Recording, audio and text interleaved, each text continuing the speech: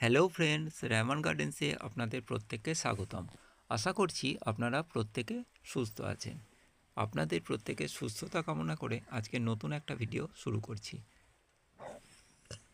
এই গাছগুলো যে দেখছেন, এগুলো হচ্ছে খেজুর গাছ।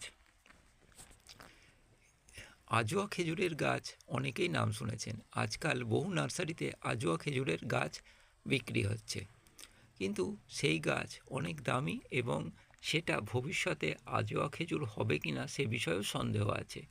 কারণ অনেক ক্ষেত্রে দেখা গেছে যে আজোয়া খেজুর বলে যেগুলো বিক্রি হচ্ছে সেগুলো অনেক ক্ষেত্রে নাও হতে পারে বা আমাদের এই মাটিতে নাও হতে পারে।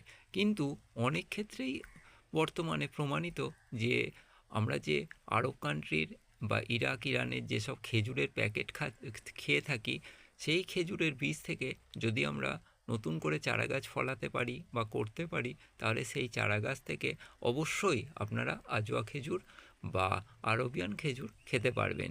সেটা কিভাবে সম্ভব সেটা দেখতে পাচ্ছেন যে আমি অনেকগুলো চারা করে ফেলেছি। এটা করা খুব একটা কিন্তু কঠিন পদ্ধতি নয়। এটা আপনি যে ভালো জাতের খেজুর কিনবেন, কেনার পর সে যে আঁঠিগুলো বা বীজগুলো পাবেন, সেই বীজগুলোকে রাত্রে একটা বাটিতে বা পাত্রে সারা রাত ভিজিয়ে রাখবেন। ভিজিয়ে রাখার পর সকালবেলা করবেন কি, টিস্যু পেপারের মধ্যে ভেজানো বীজগুলো পরস্পর সাজাবেন। সাজানোর পর একটা টিফিন কৌটোর মধ্যে, প্লাস্টিকের যে টিফিন কৌটোগুলো পাওয়া যায় বা বক্সগুলো পাওয়া যায়, তার মধ্যে ভরবেন। ভরার পর আপনি 10 দিনের জন্য সেই টিফিন বক্সের মুখ বন্ধ করে রাখবেন। দেখবেন যে আমরা যে ঘরোয়া ছোলা খাই, ছোলার যেমন অঙ্কুর বার হয়, সেই রকম অঙ্কুর বার হয়েছে। তখন আপনি টিস্যু পেপার থেকে আলাদা করবেন। আলাদা করে ছোট ছোট প্যাকেট বা প্লাস্টিকের যে গ্লাস পাওয়া যায়, সেই গ্লাসের মধ্যে মাটি দিয়ে অঙ্কুরগুলোকে নিচের দিকে দিয়ে, খেজুরগুলো উপরের দিকে দিয়ে সামান্য পরিমাণ হালকা মাটি দেবেন। দেওয়ার পর আপনারা দেখতে পাবেন আস্তে আস্তে সবুজ অংশ উপরের দিকে বার হচ্ছে। তাহলে বুঝবেন যে এবার পাতা ছাড়বে। পাতা ছাড়ার পরে যখন গাছটা 8 আঙুল মতো হবে, তখন এরম পলিপ্যাকে বা আপনি যেখানে বসাতে চান টবে বসিয়ে দেবেন। অপেক্ষা করুন বেশ কিছু বছর। এই ছোটো টব থেকে আপনি বড় টবে চেঞ্জ করুন।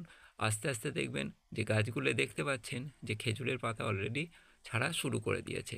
আস্তে আস্তে এরকম ছাড়তে ছাড়তে যখন ওটা গুঁড়ি হবে, গুঁড়ি হওয়ার পর আপনি দেখতে পাবেন অলরেডি ওতে যেমন নারকেল গাছের মোচ চলে আসে, ঠিক ওরকম ফুল আসবে।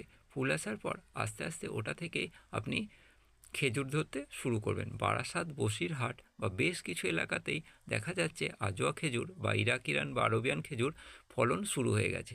আপনিও এটা খুব সহজেই করতে পারেন। ভিডিওটা ভালো লাগলে অবশ্যই সাবস্ক্রাইব করুন।